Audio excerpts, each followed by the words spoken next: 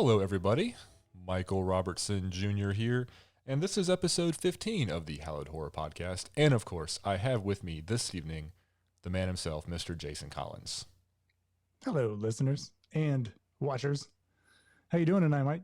I'm doing good. I am super excited to talk about this movie since this is another one. This is Hell House LLC. I watched, I loved. I told you to watch it. You never did for the longest time. And then I kind of forced you and did an episode on it. This movie came out a decade ago, and somehow you have managed to never see it. And it's one of those iconic films, and I'm really excited to talk to you about it. We watched it together last weekend, and basically have not even discussed it with each other ever since. Very little. Yeah. And I have my reasons for actually staying away from this one. We'll get into that a little bit later. And then, truth be told, the after like 2010, for like 5 years, I was really lacking on just my movie going experience in general, right? So there was a ton of movies that I just missed out on. So, like Hell House LLC, you told me to watch it. I just never made it a priority. There was a lot going on in those years, so I don't know. But this is one that I definitely did. I stayed away from this one on purpose. So, Right. Yeah, but we'll talk about that. Sure. Before we get started, I want to first, this is the first episode that we officially get to do this. If you are new to the podcast or have been listening for a while, you know that for the past couple episodes, we announced that we do have an official Patreon page now that you can go check out. And if you're feeling generous, maybe go over and support us, and you get all kinds of benefits, perks, if you will, including a personal shout out on a weekly episode. So we'll go ahead and do that now. Thank you to our first batch of patrons. We have Anthony Grant, Andrew Ortiz, Stephanie Young, Lorraine Meyer, Janice. Jason, help me with the last name on this one. I think it's Rittenuti. Okay, Janice Rittenuti and Gay Nash. So thank you to all of you. As patrons, you will get, of course, audio and video episodes of the weekly episodes. There's bonus content that you guys get. There's Hallowed Horror merchandise. There's all kinds of cool stuff. So thank you very much for your support. We look forward to making a lot of fun content. We already have some ideas that we're really looking forward to creating and throwing over there. So very exciting. I'm so glad to get that up and running, and just thankful for the support. It's just amazing. Yeah, it's really cool. And in that same, I guess, conversation, one of the ideas that we have is kind of revolving around something that just happened this week. I don't know if this was the actual day that was the anniversary for this, or if it's just this month or this week. But on June 2nd, the official 4K Ultra HD 45th anniversary edition of Jaws came out. So you can now buy that in all of its 4K glory, full HDR support. And I got to tell you, they put a clip on YouTube, the first 9 minutes of the film. You and I both watched it, Jason. Where they have this 4K version, and even on a non-HDR monitor, it looks so good. I mean, so good. It was insane the way it looked. I couldn't even tell that it was shot on film. It looked so sharp, and the colors were so saturated. It just looked like a completely different movie. It was so cool. Yeah, and I mean the open again. They showed the first 9 minutes, so you get the whole scene on the beach. You get the first shark attack with Chrissy, and then the discovery of her body. And I told you, like, Jaws is my favorite movie of all time. I've seen it several times, and I just saw details in that opening sequence on the beach that I've never seen before because of the way, the dynamic range. You could just see so much of the detail in those darker night scenes that you couldn't see before at all. Yeah. It was a lot of it, like we were talking about earlier, you had mentioned that back when they were shooting on film, the film, gathered a lot of data, but it was more the way that they were produced afterwards, the mediums that they put it out on, they just weren't there with technology yet. And so as long as you have the original film still, technology is so much better, and you can get so much more detail out of it. Yeah. When they released the was it the 35th anniversary, I guess, Blu-ray. It came out on Blu-ray maybe 10 years ago or so for the first time. So that was just, full 1080p. And I bought that copy, and there was a behind the scenes segment on there that was like where they went into like the archives and pulled out the film reels and all the cleaning and the processing they were doing. It was really fascinating. So I placed my order for that Blu-ray today, the 4K Blu-ray. It comes with a digital copy as well. So that's pretty cool. I'm assuming that the iTunes version now has been updated to the 4K version also with the HDR. So that's exciting. That is really exciting. And so with that, there's some things happening, right? There's like some local movie theaters, drive-in theaters are kind of having their own celebration of that, right? Yeah. Well, drive-in theaters only at this point, since the movie theaters are still closed as far as I know. But there's one down near you, and there's one a little bit north of me that drive-in theaters that are both having anniversary celebration showing of Jaws. So we're going to try to get to one of those, I think.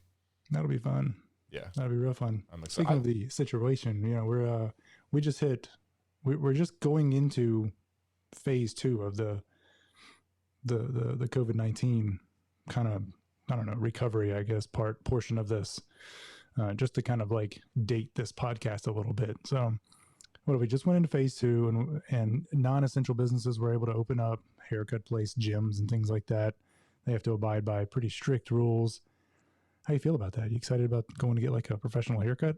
I told my wife she's cutting my hair from now on, period. She's going to save me, money every month. My hair is not hard to cut. And if it looks terrible, I can put a hat on. We're here in Virginia. I think we just slid into phase 2. So it'll be interesting. I don't know what's going to happen. I don't really want to dwell on it at the moment. But because we just went into phase 2, I was able to just come down last week and hang out. That was a lot of fun. It was a lot of fun. Good to get out. It was good to see you in person. And we got to record a podcast. We did. Together. We got to do a podcast together. We did a Facebook Live on the Hallowed Horror Facebook page that some folks came and hung out with us and chatted and asked some questions. We were setting up to record the episode on Stanley Kubrick's The Shining, which was fun. It was good. It was good to see you and kind of do some in-person stuff with this podcast. So yeah. Now we're remote again. Yeah, back to normal. Back to the normal for the podcast. Normal for the podcast. My remote setup is rough. I mean, I have an office that I work at downstairs, but it's so loud downstairs I can't record down there. So I got to come upstairs to this guest bedroom, and there's carpet up here, and it's quiet, but it's not ideal for much of anything other than just being a guest bedroom. So I currently have a mirror laying on the bed, and I've got a drawer or something propping up my laptop, and it's crazy. I've got my light set up on the bed tonight. I usually have it set up on one side or the other, but it's actually on the bed. And I'll shoot you a picture later. Maybe you can add it to the video, but it's entertaining if anything, but it works. No, that's a good idea. Yeah. Well, just like filmmaking, the framed shot looks amazing, but all the stuff behind the framed shot with the crew and the equipment is always a mess. Yeah, you take a picture of yours. I'll take a picture of my setup because mine is also, it is not pretty. So we can. At least you got some cool stuff on the wall there behind you. Well, yeah, behind me looks fine. The front is still. I mean, not that my desk looks messed up, but there's a lot of cords, and I've got my iPhone tripod propped up half on my desk, half on a box for one of the pod mics here. It's We'll throw that in. We'll throw that into the video version. If anybody's watching the video on Patreon, you can see what the behind the scenes looks like here. One last thing on the Jaws thing I wanted to mention. I really do want to try to go see the Jaws at the drive-in theater. I've never been to a drive-in movie theater. I haven't either. I have not either. We had one at the lake where we lived for a number of years, and we talked about going a lot, but we never went. Did it close? Did it close down? No, I think it was closed down for a while, and then it reopened. Oh, interesting. Yeah. So, but we never went. They had a big reopening. I think there was a fire or something that actually shut it down for a while. But I could have my stories all mixed up. But it is there at the lake, just around the other side of the lake. But we never went. We talked about going because it sounds like it'd be fun. But no. Yeah. Well, this would be our first experience, and what better movie to go see than my favorite movie of all time? So there you go. All right. So enough of that. Jason, what is the movie that we're talking about tonight that you spent a decade avoiding?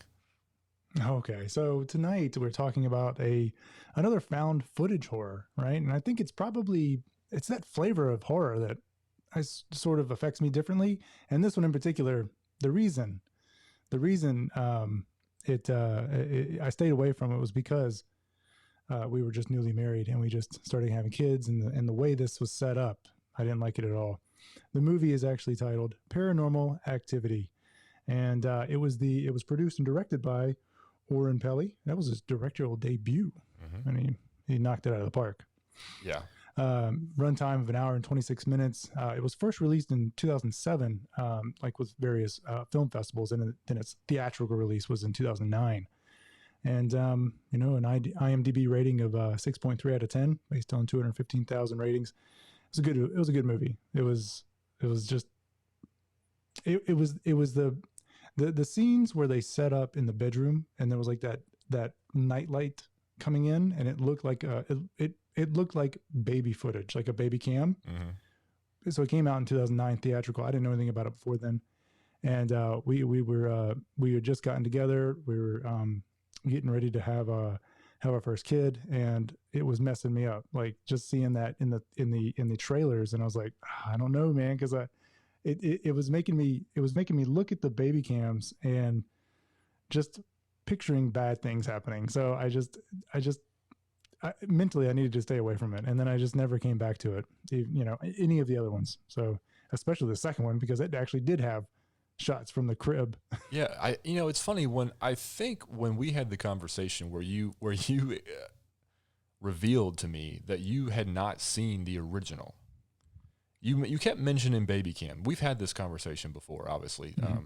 You kept mentioning Baby Cam, and I was so confused when you kept saying that because there was no Baby Cam in the first one, but there was in the second one. And when they were doing like the trailers and teasing stuff for the second film before like the official trailer, like they had a website for PA2, and it was like just this constant feed of like a nursery with the baby. Right. I thought that you were confused. Like I wanted to be like, no, the first one doesn't have that, but then I just left it. Like I figured you'd watch it eventually. I didn't know that it was going to take a decade for you to watch it. But anyway, yes, there is regardless, you're not wrong. On this rewatch, this is probably the first time I've seen it in 6 years, maybe. I haven't watched it, well, maybe even longer than that. I don't think I've watched it in its entirety since it hit like video rental and to purchase on iTunes, after it came out in the theaters. So it's been a while since I've seen it too. It is a very unsettling movie. Like it really is. And it's on paper, it seems like such a simple plot. And even like as you start watching it, you go, okay, what's going on here? This is kind of weird. And then the first time you get one of those bedroom scenes where something happens, you tense up.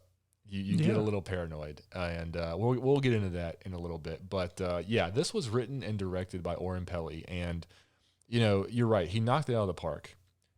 Written and directed by this guy. They shot it in his house, and he edited the first film also, as far as I know.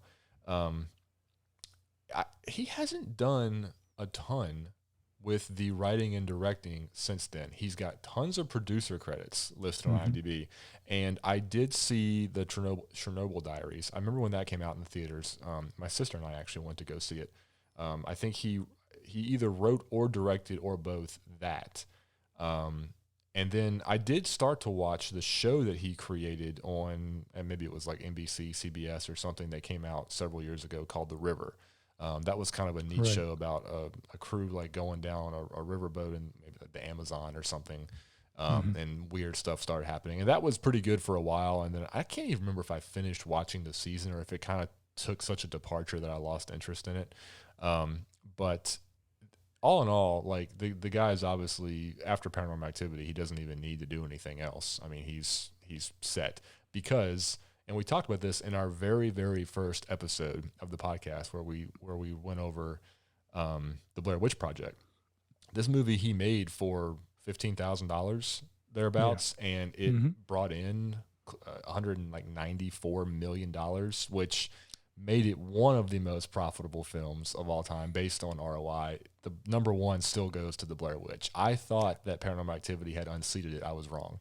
Yeah, this is from the last I saw, it was number 2, right behind Blair Witch. You know, Blair Witch spent about what 10 to 20,000 to make the movie, and then it brought in 240 some million. So this came in right after that, which is just insane. Yeah, I mean I said this about Blair Witch.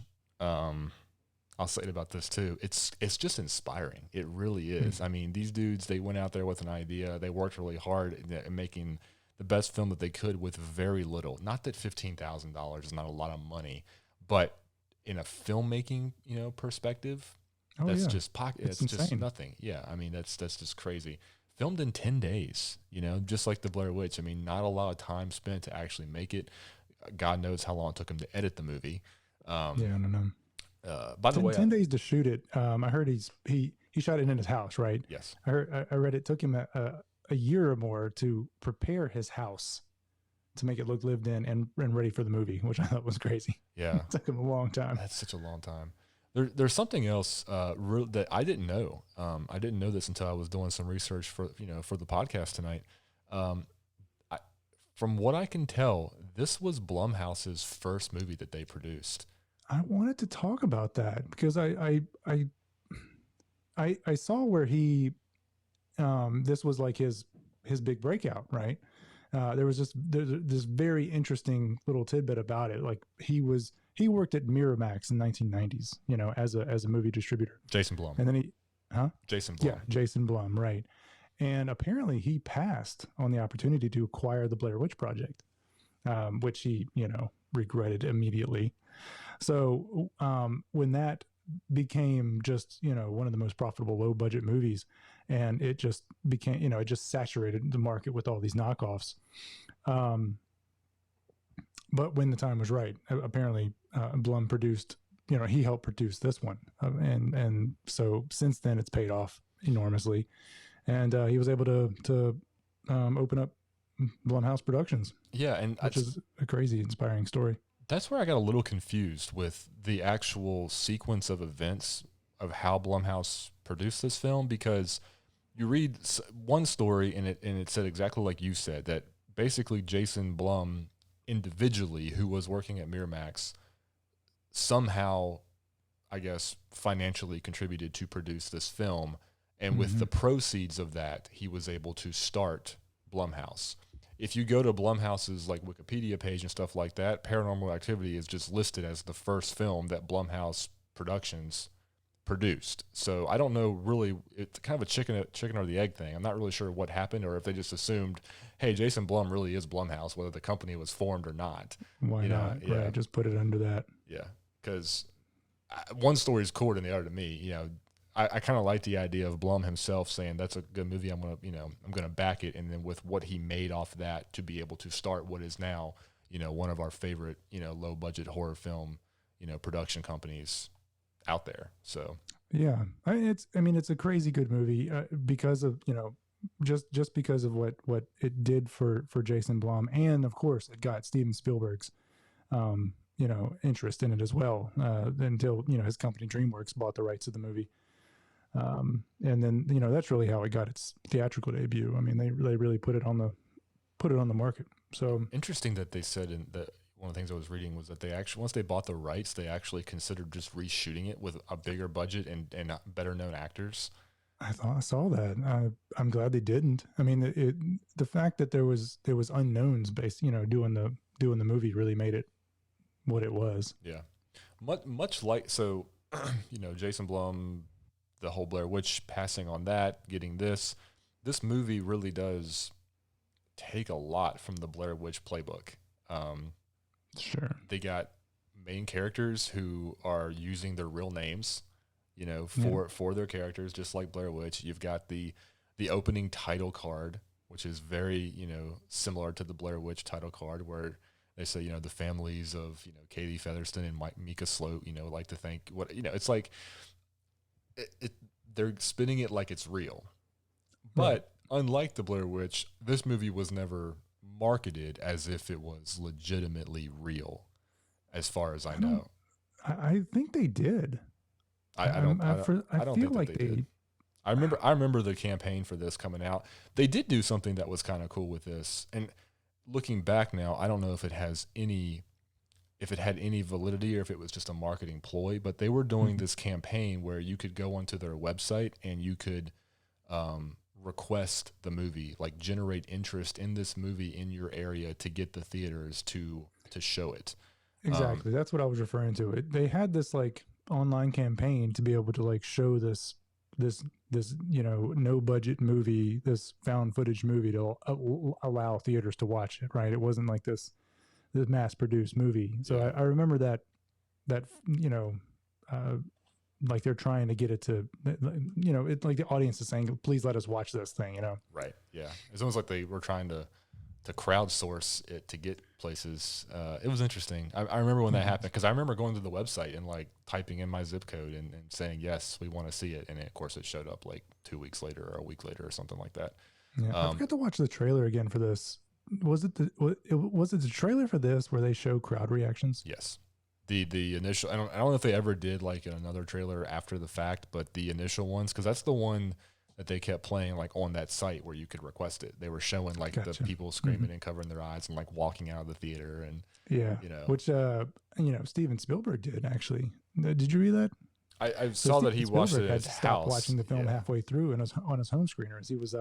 He said he was just genuinely spooked by the whole experience, and he finished the next day in the daylight. Yeah, it's a creepy movie, and now that you've watched it for the first time, I mean, you can tell me what you think about this opinion of mine, but we've talked about this before in previous episodes. I'm a big proponent of this. This is one of the reasons why I always say that if you have the chance to watch horror films, in the dark, in the quiet, and you have some sound you can crank up to do it. This movie does rely very heavily on sound effects for a lot of its scares. The thumps and just the thumps particularly. I mean, just the weird noises happening elsewhere sometimes outside of the bedroom. Yeah, it's startling, and unsettling is really the word I keep thinking of. I remember the first time I saw this movie. I did see it in the theater when it came to town. And I remember watching it and enjoying it, as a true horror fan would, watching this film, just loving every minute of the creepiness.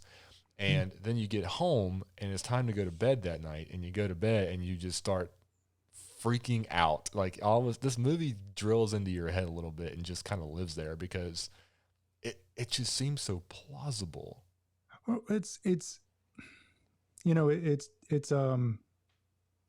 capitalizing on when we are most vulnerable, right?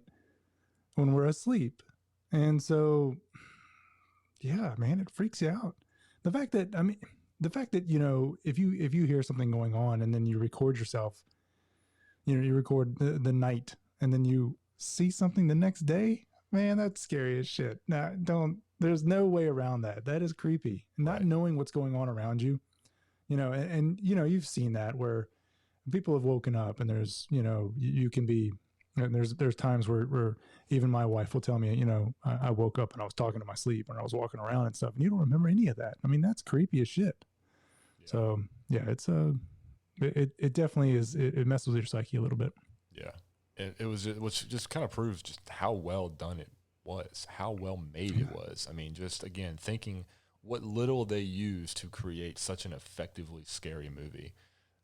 It's so cool. It's such a cool story just to see what that guy did. Just like we talked about with Blair Witch, like we talked about with Stephen Cognetti with Hell House. I mean, you don't need those monster budgets and special effects to make really effective horror films. And it's funny that found footage.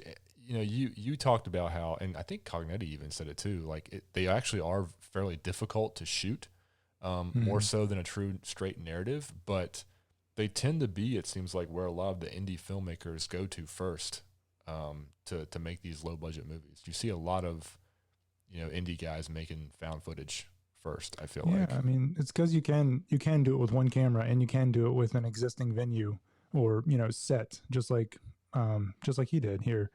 with using his home. Oren did, and he used one single camera the whole time. And the majority of the actual film was recorded by Katie and Mika. So as far as crew goes, I mean, your skeleton. As far as location goes, you're in your own home, and so from a newly, from a new director standpoint, yeah, it's why not do something that you can use, in your own house. Yeah. And it's they used the script, right? The script being it wasn't scripted, basically, is what I'm getting at. There was a term that I read one day, and I can't remember. Retro scripting is what I'm looking for. It's basically an indie film technique where dialogue is largely improvised. So, the script is like a loose guide, and the actors really do a lot of ad lib. It helps add the realism to the performance. And in this case, that's basically all they did in this movie. They were just kind of given a situation. They were told where they wanted to have the scene end and what was going to happen.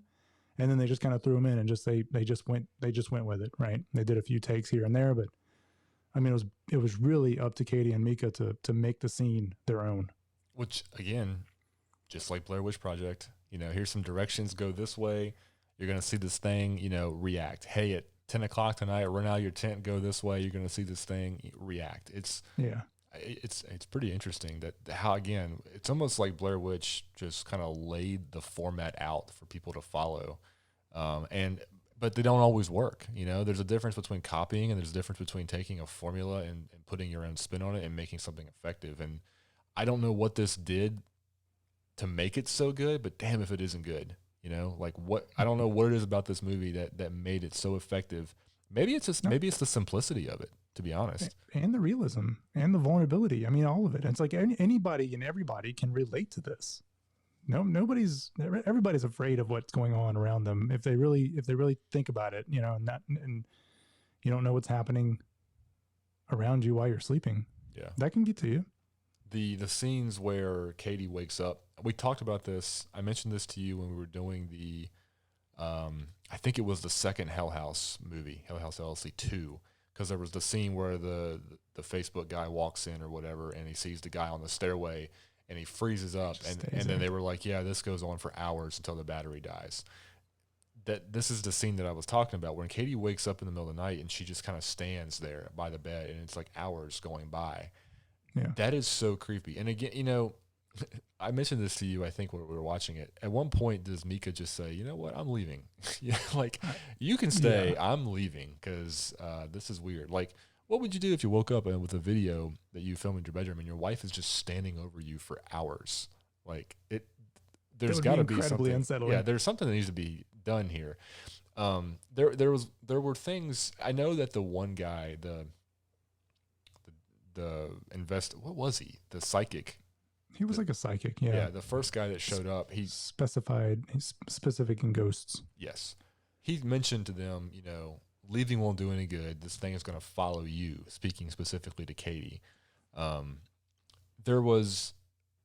He mentioned his colleague, Dr. Avery's, who was, they wanted to come talk to them so they could maybe learn some more about this specific situation with demons. Mm-hmm. I was reading through the IMDb trivia, and apparently, because we never see that guy, he never shows up. Apparently, they actually did film this because he was a character that was supposed to be used to explain some of the anomalies of the film, according to this. So they shot it, but they never actually put it in the movie. I'm guessing it was a pacing issue. But I would have been curious to see what he had to say because, again, I'm just sitting there thinking, if you're Mika, dude, leave. Like, this is not good. I mean, they were there for, how many days was it? Like 20-something days that they were supposedly going through this? It was 20 or 21 days. So I'm pretty sure it was day 19 when things really started to go bad. But I think it was day 20 night 20 when everything kind of hit the fan. Yeah. I don't know. I'd like to know what some of these anomalies were because clearly there was some stuff going on. And, that's another thing that a question I have is, what took this thing so long? What was there? There's this particular. I'm asking the demon expert over here. Was there is there something that's supposed to happen where he's supposed to just toy with his prey first before he actually goes in for the kill? I had a theory about that, honestly. Let's hear it. Well, I think the demon was perfectly happy with how things were, right? I say this demon was probably he was assigned to Katie, at some point, and he was totally fine with just fucking with her, right? Turning the light switches on and off, and messing with the water faucet, and throwing the keys in the ground, and messing with the doors a little bit here and there. I think he was fine. He was so happy just messing with her and making her uncomfortable until Mika stepped in and started trying to find out what was going on, right? And I think that just pissed the demon off. And when that happened, he was like, "All right, fine. You want to be the hero? You want to be the hero, asshole? Then it's all done right now. I'm gonna take over her. I'm gonna kill you, and we're gonna get a whole series of movies out of this." It was Tonight's the night I make my franchise happen. Right? Seriously though, I mean, he was totally fine, and that's why it was just like these little things happening. But as soon as Mika started to get like close, and like he was like going out there like taunting the demon, that's when the demon was like, "All right, well, I'm going to show you what I can do." And he never really completely possessed Katie or took over Katie. It was almost like he was sort of like tickling with it. He's like, "I can mess with her. I can do these little things with her," right? And that actually reminds me. Wasn't it? Man, I forget now. It hit me one day. I was thinking about it. She was dragged out of the bed, taken down the hall, right? Yep. She was bitten. Yes. I think that's when the possession started. It was after he wasn't, and both of those things happened after the Ouija board, correct? I don't know. I think the Ouija board was kind of like the start of the third act, where it was kind of like, okay, now we're going. You've definitely decided you want to communicate with me. Let me show my face, kind of thing. Right. Yeah, you're not going to let me just have my fun in the dark. Yeah. I think he probably pissed him off, which really, in my mind, it makes Mika the villain of the piece. Well, yes. If nothing else, he was the stupidest person in the film. God, I disliked his character so much. Yeah, your theory is solid. I like your theory about the demon just hanging out. Like, he's got his person that he's messing with, and he's gonna roll with that. He's just gonna continue to do his thing, freak her out. I don't know, just get his bonus demon points until Mika steps in and does all of his stuff, and then he gets pissed and he takes over Katie and kills Mika. Yeah. That theory goes out the window with the rest of the films. I mean, not to like pop that bubble, because I actually really like that theory. I mean, it makes a lot of sense. And again, I don't think Oren Peli wrote this movie anticipating the sequels. I think that he probably just wanted this to make a movie. So, backstory had to come into play later, because in the second film, it's made a point to say that Katie leaves the house the night that she kills Mika, and she goes and steals the baby from her sister in the second film at the end. So the first two films run parallel in terms of the time frame. In fact, in the second movie, there are scenes with Katie at her sister's house, like talking to them about what's happening at the house in the first movie. Yeah. So, but again, the theory might be very true with what Oren Peli had in the mind for the original. So right. Well, he still took over. He still took over Katie at that point. So at that, he's already out in the world. He's got like a physical being. He might as well stir up some trouble, right? Right. Yeah, exactly. I love that. I love that you have really embraced your role as demon expert for this podcast, because now not only have you done research in the past when they have actually named demons, but now you are really stepping up to the plate and swinging for the fences, which is making up what the demon was probably thinking at this time. I love this role that you've transitioned into. We should get you a t-shirt. Hallowed Horror Demon Expert. But anyway. I'll take it. Yeah. I want you, I don't want to speak to this because I've seen it several times. This movie is over a decade old at this point. You just saw it for the first time. Do you think it still holds up today versus the scares that it was, creating in people a decade ago? Oh, 1,000%. For like somebody new watching the movie that hasn't seen it before, right? Yeah, I think the initial effects are all the same. Even it being a decade later, and I knowing what was going on, I knew everything about the movie. Right. It was still really scary. Yeah, I agree. Again, I've seen it 2 or 3 times before this past weekend, and it still scared me. Like, it's still just, there's chilling moments in it. That's always something that I'm interested in. And in fact, on my website several years ago, for Halloween one year, I got kind of bored and I was rewatching older horror films. And basically the question was, do they still hold up? And I watched Blair Witch and I said yes. I watched the original Halloween and I said no, actually, that I didn't think it was scary. I thought it was a fun film. I didn't think it was scary, like people kind of hold in their minds that it was, if they were like part of that original audience that saw it, when it was in theaters. Right. There was just something off about it to me that I was like, this really isn't that scary of a film. It didn't excite me much at the time. Anyway, so with this one, I was going into it with the mindset of, let's say if this movie is still as good as I have, kind of made it out to be over the years, and it definitely is, 100%. And I think, honestly, found footage, they may have the opportunity to hold up more than your traditional narrative horror films, just because they are shot in a way that is not meant to look super well produced and always be super realistic with what they're doing, just because of their limitations. That's true.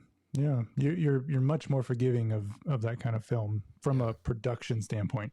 Right, 100%. So, this the entire movie is, if you really look at what was done to make it, you bounce back and forth between the handheld shots of Micah and Katie talking about what's going on, trying to figure things out, Micah being a dumbass and trying to communicate with this thing, God, and then the lockdown shots from the bedroom. And those lockdown shots were the key to this entire movie. Oh yeah, they were the film. I mean, all the other stuff was just, it was just narrative to push the story along, just to get us from one lockdown to the next.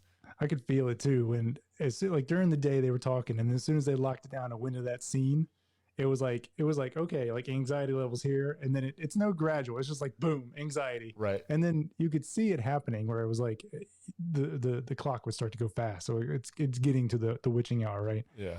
And it would stop. And you're like, your anxiety is already high at that point. And then it hits hard. It's like, oh, what's happening? You're looking around the room. You're waiting for the sound, that deep grumble that's happening. The noise that they put in there. It's like it was just hitting you hard because you knew something was happening, but you didn't know what was going on. And they did all these little subtle effects. Everything was really practical in this movie. They didn't have very many special effects at all, if any.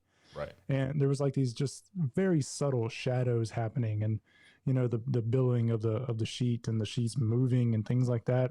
Yeah. Just really subtle things that oh man, just creeped you out. Yeah. Good job. I love the shadow across the door of like the figure walking in. I mean, that's one you can miss if you're not paying attention.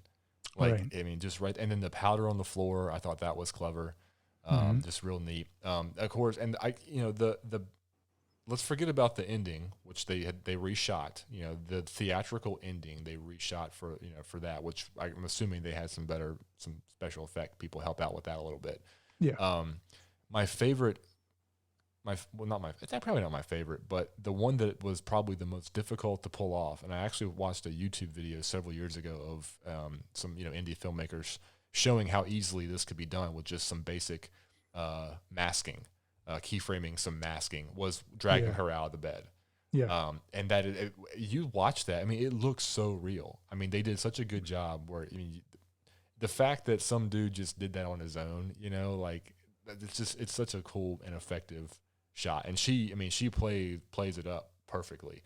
Mm-hmm. I also really loved, because there's 2 or 3 times this happens, especially at the end, where, and this just again works so well to that found footage. Sometimes they left the bedroom, whether it was Katie on her own or whether it was Micah chasing down the hall, like, you're stuck there. Like, your point of view is just stuck there, and all you can do now is just listen to what's happening and try to, squint and see down the hallway, like, what's going on. And that just, your imagination now has to take over. And it really, I think it makes it even more effective, because you're like you said, your anxiety is way up here, and you're like, oh my God, what's happening? Was it a door that slammed? Like, where'd it go? What's he yelling? Like, it's, you want to go with them and see what's happening. It's really cool. As far as I can remember, that only happened twice. It was the one when she got dragged down the hallway, and then at the very end. And it was those 2 times where he didn't take the camera with him, which was unfortunate. Yeah. And unlike him, because he was taking his camera everywhere with him, no matter whether she wanted it there or not. Yeah, I like the scene where she gets up in the middle of the night and she just walks out. She walks down the stairs and she's gone, and then he goes and finds her outside. Like, that's also really creepy. Like, middle of the night, where'd you go? Doors open. Oh, you're just on a swing sitting there. Like, that would freak me the hell out if it happened to me right now. If my wife I woke up and she was outside, like sitting on the deck in the dark just for no reason. Like, yeah, that was the same night that was the first night that she stood up and just stood by the bed and just watched him for like 3 hours. That was such an effective way to, like, it was just so creepy the way they sped the time up, and you could just see her breathing and standing but not moving, and you could just see hours were passing by. How long do you think they really stood there? I love that effect. How long do you think that they really stood there for those? That's a good question. I don't know. You think like she purposely started breathing faster, pretended to breathe fast, and that way she only had to stand there for maybe 5 minutes? Yeah, I don't know. I'd love to know. I thought every time they did that scene when we were rewatching it, I was like, how long was that? Like, I'd love to know. Yeah, what kind of what that time lapse was, because I mean, it was. You're right. She would have had to have moved herself more quickly in order for it to be as long as it was. Just to sell that effect. Yeah, unless I mean, I guess they could have cut it and repeated the same clip a couple times because it was so locked down. I guess they could have. Yeah, and there was times where Mika was moving in the bed, he was rolling over and stuff like that, and that was also sped up too. Yeah. So who knows? I don't know. They could have cut it and played it. They could have reversed it. I mean, I guess they could have made it, because you wouldn't be able to tell very easily if they did something like that. No. But yeah, I do wonder about that. Going back to Mika and how much we hated him, he was such a dick, right, in this movie. This is the king of the castle mentality. I mean, what was his plan, honestly? Why would you provoke a demon in the first place, right? What do you get this? What, you're gonna record him and then what? Like, I've caught you now. I'm gonna report you to the authorities. I mean, what is your deal, dude? Going out there just hollering at him. Well, so in the beginning he was basically a non-believer, right? Like, in the beginning he was just like, there's no, let's see what's going on, ha ha ha. But you're right. Like, after, like, okay, the first night that you see she's standing there just looking at you for hours, okay, that's a problem. The bite, like the bite mark, or just all the things that happened. Before that, it was that huge thump. You remember that one? Right, yeah. Where they hear the thumps, the footsteps, and then it sounds like somebody picks up the house and drops it. Yeah. And then there's like that roar scream downstairs, and they run down there with the camera, and then the chandelier is swinging. Yeah. That right there is something's happening, right? That's super, super scary. That's where his character really kind of falls apart. It's like, okay, in the beginning you didn't believe and you were taunting and mocking, and then it transitioned to like, okay, there might be something here, I'm going to call it out. But once the stuff really started happening, like, he was still almost just 100, like he thought he was going to win somehow. Yeah, he's like, he at one point he said, "Is that all you got?" It's like, what are you doing? Yeah, I'd like to point out that in every single ending, he dies. So he loses in everybody's vision for this film, and rightfully so. I watched an interview with the two of them, and at one point he said something. I'm gonna have to paraphrase, but he said something to the effect of, he was bringing, or he brought some comedic relief to the movie. No, I don't think so. No, you did not. Yeah, no, you were the annoying part of the movie. I mean, I get, obviously the role was necessary for the movie. I mean, it has to, but I don't think there's anything funny about this movie at all. I mean, any of the funny stuff is just maybe like a, haha, that was a silly thing he said for a moment, but that's it. Yeah, he said some like creeper things here and there, just like messing with her, but nothing he said was funny. I wouldn't give him comedic relief role in this film at all. No. I thought that was just an interesting perspective from his part. Yeah. So go ahead. I was like, you mentioned the endings. Yeah. We're on the same wavelength, partner. Let's talk about the endings. So let's talk theatrical ending first. So theatrical ending. Katie finally. Not the original ending. Correct. Not the original. I was going to say the theatrical ending is not the original ending that, that Oren wrote. And it's not even the second ending really either. There was another ending that Oren wanted to do that he wrote, but they never actually filmed. Right. So theatrical ending, go for it. Theatrical ending, basically, Katie again, she wakes up, she does her standing thing for a bit, she goes down the stairs, and she starts screaming. There's a pause. She starts screaming and freaking out. Mika wakes up. He's like freaking out. Where is she? Let me come help you. He runs down the stairs. You hear some commotion, and then there's silence. And then you hear... ran down without the camera. Correct. There's silence, and then you hear the slow, coming back up the stairs of Katie, and then there's the just body getting flung through the hallway, down the bedroom, into the bedroom, and knocks the camera over. And then Katie comes in, clearly no longer human, acting almost like a insect crawling on the floor, and then she kind of sniffs Mika's body and then does her creepy face to the camera, and that's the end. Have you seen the original ending that they shot? I have not, but I have read all of the endings. And I got to say, I think the theatrical one is my least favorite. So I was wondering about that because I have seen the original. It was on, I don't remember if I saw it on YouTube several years ago or if I had some sort of DVD or because the iTunes version that I have does not have any extras with it. So I'm not sure what version I have. But I've seen the original ending where she basically leaves him for dead and comes up with the knife. Basically, she kills Mika in the living room, I guess, still, just like the reshot ending. But she comes back up to the bedroom holding the bloody knife, and she's got blood on her shirt and stands there and basically just sits on the bed. And they do the time-lapse fast forward again until it's morning time. Well, that one was, I actually read that was days, wasn't it? Didn't days go by? Maybe it was days. Yeah, that would be. Which makes it even creepier, right? For sure. I think you're right. I think it was days. And then, it would have to be because the police show up. So there was obviously first her friend shows up. Oh, right. And again, I remember this. You can't see anything. All you do is you still got this lockdown shot. To hear her. Yeah, you got the lockdown shot of Katie in the bedroom, and you hear somebody come in, discover Mika's body, freak out, go. The police come back, and then basically they come up the stairs. She has the knife, and they shoot her. It's a pretty good ending. I mean, I kind of like that. I mean, I think that's that is probably my favorite ending, and then the other ending is my next favorite. Is this the one where she slits her throat? Yeah. Yeah. See, I like both of those. I think more than the theatrical one. The theatrical one, I think, probably has the bigger jump scare moment, which is probably why it was the more commercially, I guess, the one they decided to go with. Also, they needed her alive. Oh, that's a good point. Yeah. And all the other ones she dies, except for the one that there was one more that was written that they didn't shoot, and that one would have worked, but it was a little bloody and gory.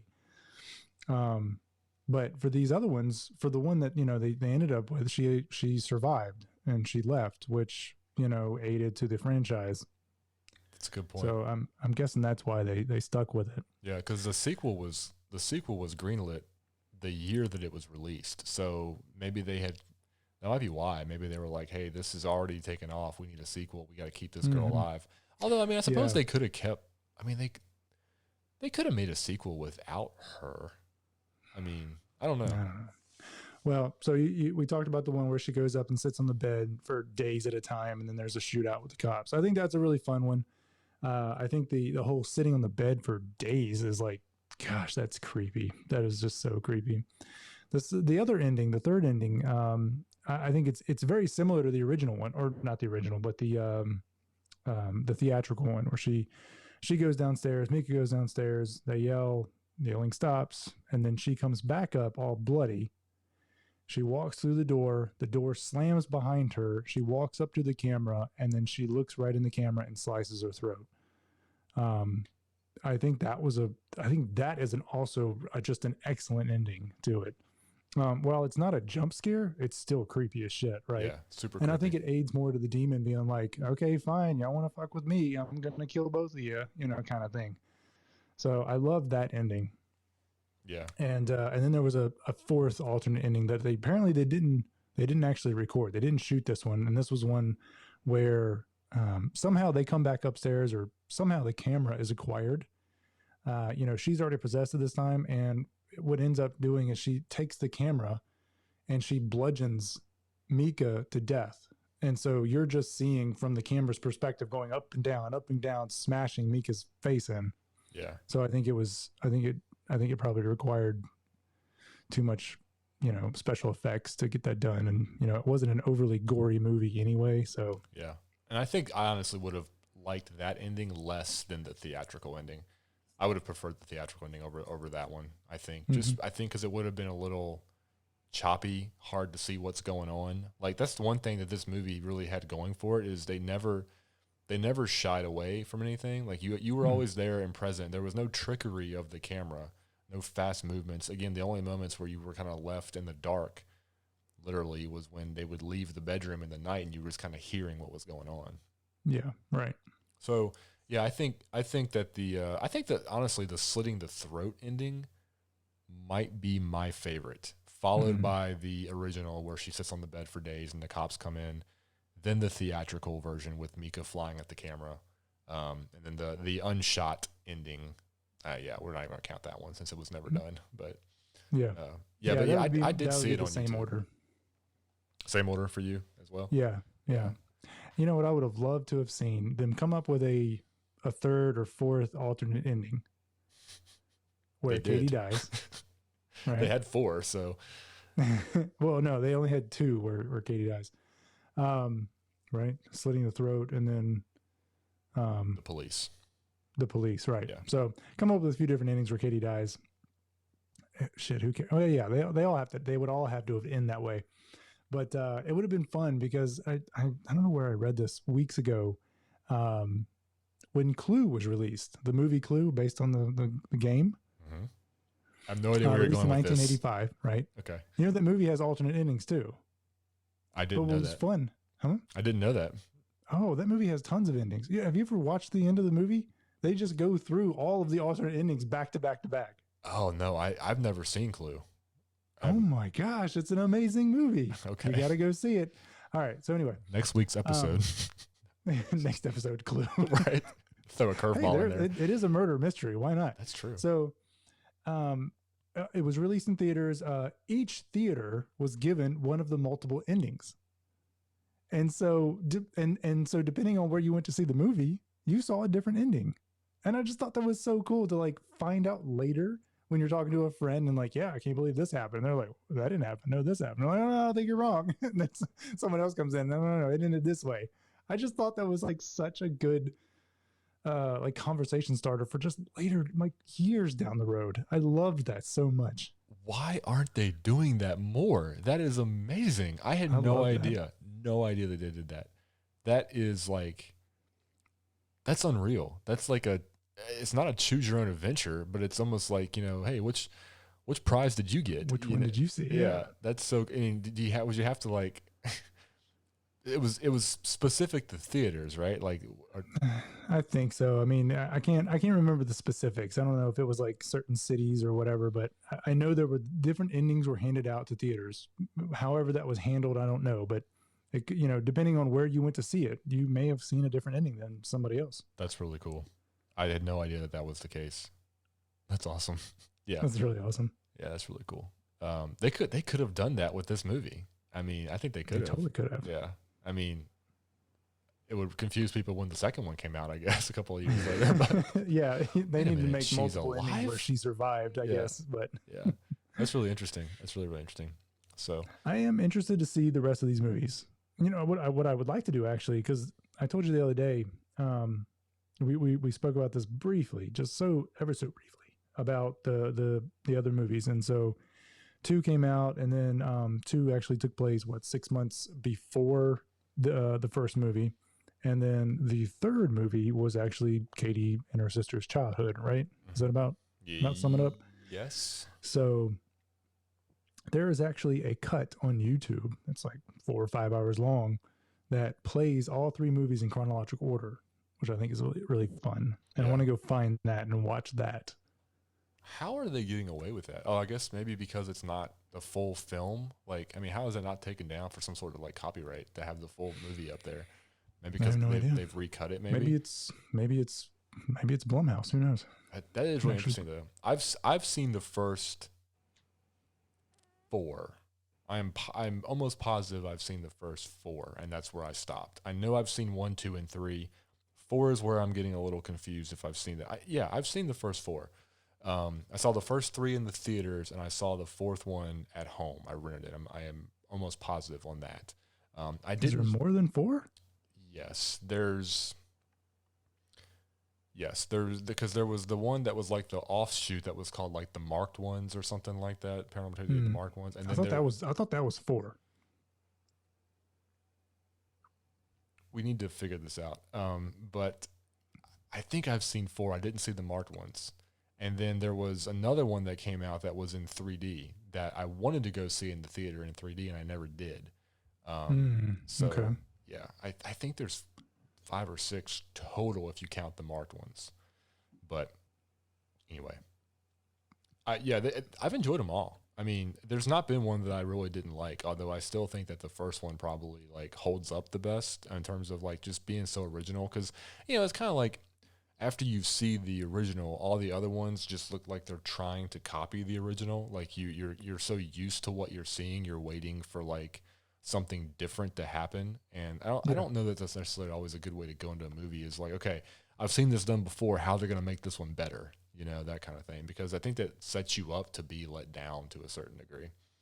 Gotcha. And you said you really liked the 3rd one, didn't you? Yeah, the 3rd one has a really interesting ending. And that's the one where with the girls when they're kids. Right. Yeah. Yeah. They're pulling. Go ahead.